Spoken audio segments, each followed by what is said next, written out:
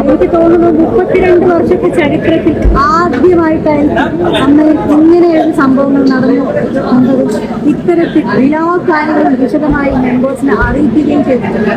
ഇതിൽ ഒരുപാട് സന്തോഷമുണ്ട്. ഇത്രയും മെമ്പേഴ്സ് പാർട്ടിസിപ്പേറ്റ് ചെയ്തിട്ടുള്ളത് ആദ്യമായിട്ടായിരിക്കും എന്നാണ് എനിക്ക് തോന്നുന്നത്. എല്ലാവരുടെയും അവരുടെ അഭിപ്രായങ്ങൾ കൃത്യമായിട്ട് രേഖപ്പെടുത്തിയ ഒരു കൃത്യതയുള്ള ജനറൽ ബോഡിയായിരുന്നു. ഈ സമിതി കഴിഞ്ഞ ഭരണസമിതി രാജിവെച്ചതിന് എങ്ങനെയാണ് അതിനോടുള്ള പ്രതികരണം? കഴിഞ്ഞ ഭരണസമിതിക്ക് കൃത്യമായിട്ടുള്ള വരവ് ചെലവ് കണക്കുകൾ ഈ ജനറൽ ബോഡിയിൽ കാണിക്കാൻ പറ്റിയിട്ടില്ല. ഒരുപാട് തവണ ആ കമ്മിറ്റി അംഗങ്ങൾ ചോദിച്ചുകൊണ്ടിരിക്കുകയായിരുന്നു, ഞങ്ങൾക്ക് 45 ദിവസം തരാമോ, ഒരവസരം കൂടെ തരാമോ എന്നൊക്കെ.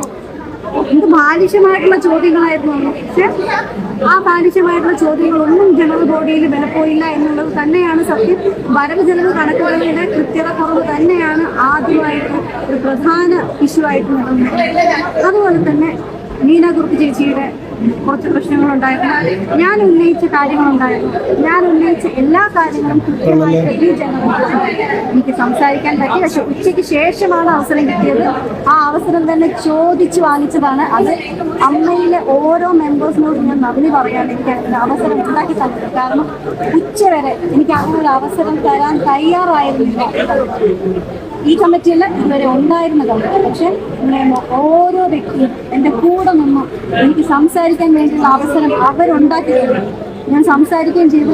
എന്തെല്ലാം കാര്യങ്ങളാണോ ഞാൻ മുന്നേ മീഡിയയുടെ മുന്നിൽ വന്ന് പറഞ്ഞിരുന്നത് അതേ കാര്യങ്ങൾ തന്നെയായിരുന്നു എനിക്ക് പറയാനുണ്ടായിരുന്നത്.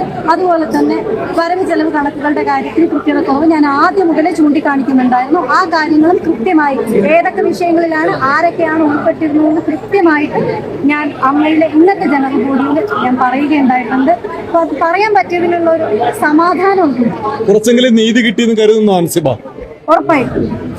കാരണം നമുക്കറിയാം, ഒരു നീതിന്യായ വ്യവസ്ഥയിൽ നമ്മൾ മുന്നോട്ട് പോകുമ്പോൾ ഒരുപാട് പ്രൊസീജിയേഴ്സ് ഉണ്ട് അല്ലേ? ആ ഒരുപാട് പ്രൊസീജിയേഴ്സ് തരണം ചെയ്ത് വേണം ആ നീതി എനിക്ക് ലഭിക്കാൻ.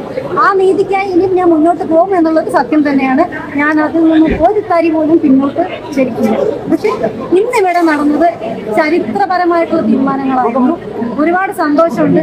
ഇനി എനിക്ക് ഈ സംഘടനയിൽ പറയാനുള്ളത്, ഈ കമ്മിറ്റി, അതായത് ഇപ്പോ ഇവിടുന്ന് രാജിവെച്ച് ഇറങ്ങി പോവേണ്ടി വന്ന ഈ കമ്മിറ്റി വന്ന കഴിഞ്ഞ ഓഗസ്റ്റിൽ വന്ന സമയത്ത് പ്രസിഡന്റ് എല്ലാവരോടും പറഞ്ഞിട്ടുണ്ടായിരുന്നു, ഇവിടുന്ന് പോയ അതിജീവിത ഉൾപ്പെടെ പോയ എല്ലാവരെയും തിരിച്ചു കൊണ്ടുവരും. ഞാൻ ഇനി വരാൻ പോകുന്ന കമ്മിറ്റിയോട് ആദ്യമേ തന്നെ ഞാൻ എന്റെ റിക്വസ്റ്റ് ആണ്, ഇവിടുന്ന് പോയവരെ തിരിച്ച് വിളിക്കണം. ഒഫീഷ്യലി വരുന്നതും വരാതിരിക്കുന്നതും അവരുടെ ഇഷ്ടമാണ്. പക്ഷെ ഒഫീഷ്യലി വിളിക്കുക എന്നുള്ളത് അമ്മ എന്ന് പറയുന്ന സംഘടന ചെയ്യുന്ന നീതിപരമായിട്ടുള്ള ന്യായമായിട്ടുള്ള കാര്യമാണ്. ആ ന്യായപരമായിട്ടുള്ള ആ ഒരു കാര്യം തീർച്ചയായിട്ടും ഇനി വരുന്ന ഭരണസമിതി ചെയ്യണം എന്നാണ് എൻ്റെ അഭിപ്രായം.